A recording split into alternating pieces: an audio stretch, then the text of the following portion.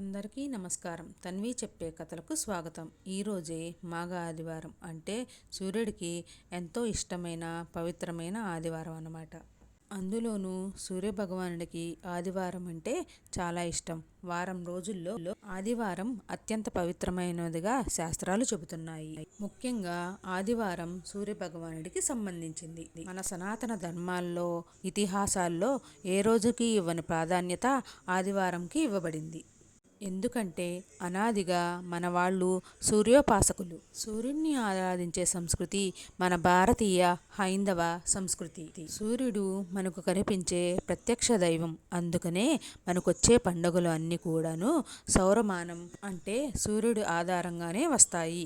మరి ఎంతో విశేషమైన ఈ మాఘ ఆదివారం రోజు ఈ కథ విన్నా, వినిపించినా, చదివినా ఎంతో పుణ్యం లభిస్తుంది.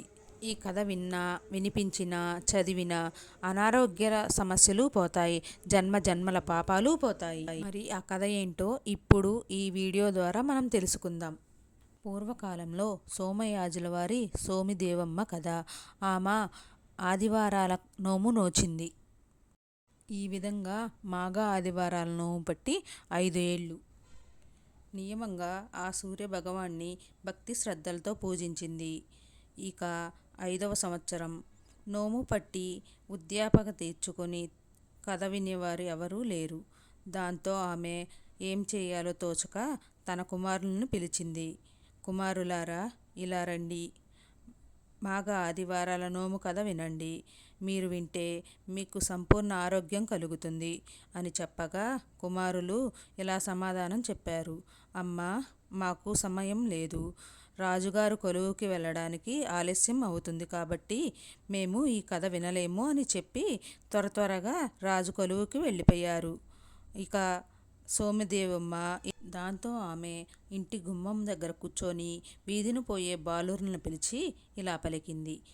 ఓ బాలురారా, ఇలా రండి, మాఘ ఆదివార నోము కథ చెప్తాను, శ్రద్ధగా వినండి అని అనగా వారు మేము ఆడుకోవాలి అని వెళ్ళిపోయారు. దీంతో సోమిదేవమ్మకు ఏం చేయాలో తెలియక రేవుకు వెళ్ళి అక్కడ ఉన్న అమ్మలక్కలందరినీ పిలిచి ఇలా పలికింది. మాఘ ఆదివారాల నోము కథ వినండి, మీకు శుభం కలుగుతుంది అని అనగా ఆ అమ్మలక్కలు మాకు తీరిక లేదు, మాకు ఇంట్లో బోలెడంత పని ఉంది అని చెప్పి అక్కడ నుంచి వెళ్ళిపోయారు. దీంతో సోమిదేవమ్మ బాధపడుతూ రేవు నుండి ఇంటికి వస్తుండగా అక్కడ నిండు గర్భం ధరించి ఉన్న ఒక ఆమె అటు వెళ్తూ ఉంది. ఆమె పేరు రమాదేవి. దీంతో సోమిదేవమ్మ ఆమెను పిలిచి, అమ్మా, మాఘ ఆదివారాల నోము కథ చెప్తాను, ఒక్కసారి వినమ్మా అనగా ఆమె ఇలా చెప్పింది. అమ్మా, నాకు చాలా ఆకలిగా ఉంది. నాకు ఇంత అన్నం పెడితే నేను తప్పకుండా మాఘ ఆదివారాల నోము కథ వింటాను అని అనగా సోమిదేవమ్మ సరే రమ్మని ఆమెను తన ఇంటికి పిలిచి ఆమెకు స్నానం చేయించి పరమాన్నం వండి రమాదేవికి పెట్టి తాను తిని తర్వాత మాఘ ఆదివారాల నోము కథ చెబుతూ ఉండగా అన్నం కడుపు నిండా తినడం వల్ల రమాదేవికి నిద్ర వచ్చేసింది. అప్పుడు ఆమె నిద్రపోగా ఆమె కడుపులోని శిశువు సోమిదేవమ్మ కథ చెప్తూ ఉండగా ఊకొట్టడం ఆరంభించాడు. దీంతో సోమిదేవమ్మ కథ చెప్పడం ముగించి ఆమె పొట్ట మీద అక్షింతలు వేసి తాను కూడా తల మీద వేసుకొని సూర్యభగవానుడికి నమస్కారం చేసుకుంది. ఇంతలో రమాదేవి నిద్ర నుంచి లేచి కూర్చున్నది. నిద్రలోంచి లేచిన రమాదేవితో సోమిదేవమ్మ ఇలా పలికింది. నీవు నిద్రలో ఉండగా నీ కడుపులో ఉన్న బిడ్డ నా నోము కథ విన్నది. నీకు మగబిడ్డ పుడితే పగడాల వాన కురుస్తుంది, ఆడబిడ్డ పుడితే ముత్యాల వాన కురుస్తుంది. నేను ఆ సమయంలో నిన్ను చూడటానికి వస్తాను. మీ ఇల్లు ఎక్కడో చెప్పు అని అడిగింది. రమాదేవి తన ఇంటి గురించి చెప్పగా ఆమెను తిరిగి ఇంటికి పంపించింది. కొంతకాలానికి ముత్యాల వాన కురిసింది. అప్పుడు సోమిదేవమ్మ రమాదేవికి ఆడపిల్ల పుట్టిందని సంతోషించింది. ఊయల చీర, ఉగ్గు గిన్నె తీసుకొని పురిటి బిడ్డకి నీళ్లు పోసి ఉగ్గు పెట్టి చీర చెట్టు కొమ్ము కట్టి ఊయల్లో వేసి పడుకోబెట్టి జోలపాడి దీవించింది. పాడి ఆవుని ఇచ్చి ఇంటికి వచ్చింది. ఇలా ఉండగా బిడ్డను ఊయల్లో పడుకోబెట్టి రమాదేవి ఇంటి లోపలికి పోయి ఏదో పని చేసుకుంటుంది. ఆ సమయంలో ఆ మార్గంలో పోతున్న రాజు ఊయల్లో పడుకోబెట్టిన ఆ పసిపాప ఏడుపు విని ఆమె దగ్గరకు వెళ్ళి ఆ పసిపాపను చూసి ఆమెకు మహాలక్ష్మి అంశం ఉన్నదని తలచి ఈమె రాజు యొక్క అంతఃపురంలో ఉండవలసిన బిడ్డ అని గ్రహించి రమాదేవి వచ్చేదాకా కాచుకొని కూర్చొని ఉన్నాడు. రమాదేవి వచ్చాక రాజు ఇలా పలికాడు: అమ్మా, నీవు ఇంకా మా రాజభవనంలో ఉండవచ్చు. నీ బిడ్డను నేను తీసుకుపోతున్నాను. నీ బిడ్డతో పాటు నీవు కూడా రాజభవనంలో ఉండు అని చెప్పి ఆ బిడ్డను తనతో పాటు తీసుకుని పోతూ ఉండగా దారిలో ఎండిపోయిన చెట్లు చిగురించడం కనిపించాయి. ఇంకిపోయిన గుంతలు నీటితో నిండిపోయాయి. అలా వెళ్తుండగా ఎదురైన గొడ్రాలకు బిడ్డలు పుట్టారు. కొన్ని రోజులకు ఆ పాప పెద్దదయినది. ఒక రాజు ఆమెను ప్రేమించి రెండవ భార్యగా వివాహం చేసుకొని అనురాగంగా చూస్తూ ఉన్నాడు. రాజకుమారుని యొక్క పెద్ద భార్య చిన్న భార్యపై అసూయపడింది. దీంతో ఆమె తన దాసిచే చిన్న భార్య యొక్క 7 వారాల నగలు అపహరించి నదిలో ఆ 7 వారాల నగల్ని పారేయించింది. కానీ ఆ సమయంలో నదిలోని ఆ చేప ఆ నగలు గల మరినను మింగింది. ఆ చేప జాలర్లకు చిక్కింది. జాలర్లు ఆ చేపనే తెచ్చి యువరాజుకిచ్చారు.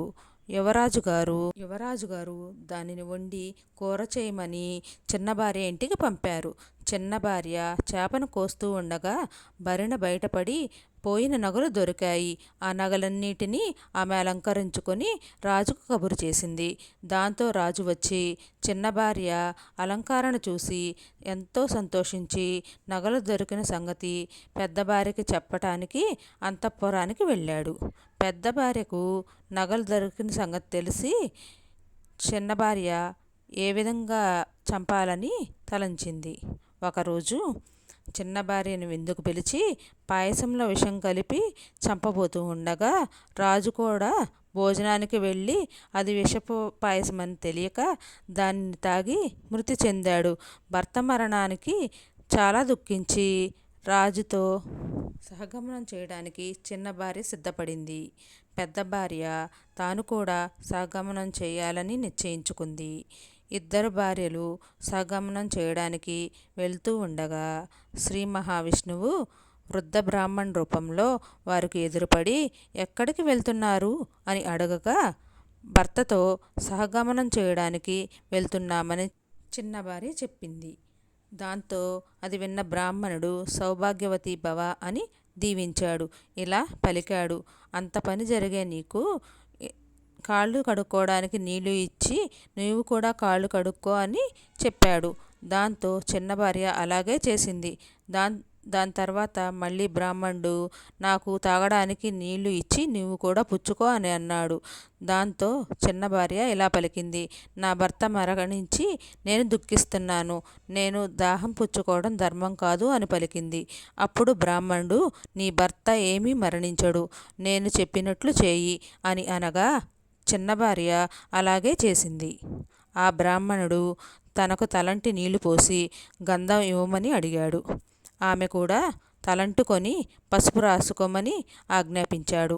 అందుకు చిన్న భార్య భయపడి ఇలా పలికింది: స్వామి, భర్త చనిపోయిన దుఃఖంతో కాళ్ళు కడుక్కొని కాళ్ళు కాచుకున్నాను, దాహం పుచ్చుకొని కడుపు దాచుకున్నాను, పసుపు రాసుకొని ముఖాన్ని ఎలా దాచుకుంటాను అని ప్రశ్నించింది. అందుకు ఆ బ్రాహ్మణుడు సౌభాగ్యవతి భవ, నీకు ఎందుకమ్మా అంత భయం, నేను చెప్పినట్లుగా చెయ్యి అని అనగా ఆమె అలాగే చేసింది.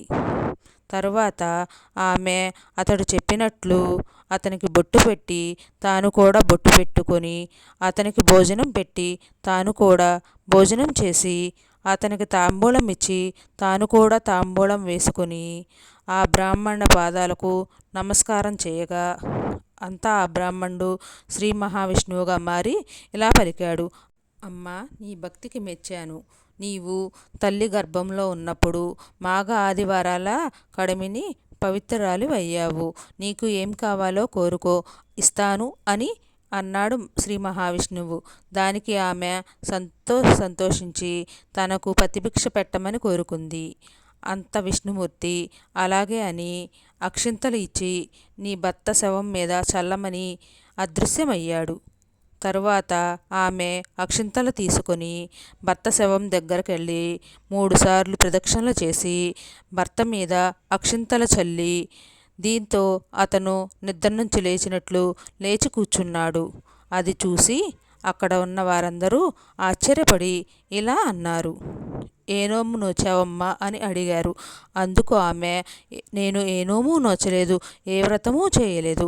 మాఘ పూర్ణిమకు ముందు వచ్చే రథసప్తమి నాడు మాఘ ఆదివారాల నోము పట్టి సోమిదేవమ్మ కథ చెప్పగా ఆ కథ నేను విన్న ఫలమే కానీ నేను చేసిన ఫలం కాదని లేదని ఆమె సమాధానం చెప్పింది. అప్పుడు అక్కడ ఉన్న వారందరూ, ఆహా, నోము కథ విన్నంత మాత్రానే ఇంత మహత్యం కలిగినది, అదే నోము నోచుకుంటే ఎంత మహత్యం కలుగుతుందో అని అప్పటినుంచి అందరూ ఆ నోము అందరూ ప్రతివారం నోచుకున్నారు. రాజు తన 2 భార్యల చేత ఈ నోము నోయించి సుఖంగా ఉన్నాడు. ఈ నోము పట్టి 5 ఏళ్ళు ఉద్యాపన చేయాలి. మొదటి రోజు పాలు తాగకుండా ఒక ఆదివారం నాడు ముత్తైదులకు భోజనం పెట్టాలి. 2వ రోజు మజ్జిగ తాగకుండా 5గురు ముత్తైదులకి పెరుగుతో భోజనం పెట్టాలి. 3వ రోజు పప్పు తినకుండా 5గురు ముత్తైదులకి బూరెలతో భోజనం పెట్టాలి. 4వ రోజు తల అంటుకోకుండా 5గురు ముత్తైదులకి తలంటి భోజనం పెట్టాలి. 5వ రోజు తాంబూలం వేసుకోకుండా 5గురికి భోజనం పెట్టి తాంబూలం ఇచ్చి 5 రవికెల గుడ్డలు, ఉగ్గు గిన్నె, ఉయ్యాల ఇచ్చి ఆదినారాయణమూర్తికి 5 మూర్ల అంగవస్త్రమును ఇచ్చి ఉద్యాపనం చేసుకోవాలి. ఎంతో విశేషం గల ఈ మాఘ ఆదివారాల కథను ఎవరైతే వింటారో లేక చదువుతారో వారికి సూర్యనారాయణమూర్తి యొక్క సంపూర్ణ అనుగ్రహం కలుగుతుంది. అనారోగ్య సమస్యలు తొలగి ఆయుష్ చేకూరుతుంది.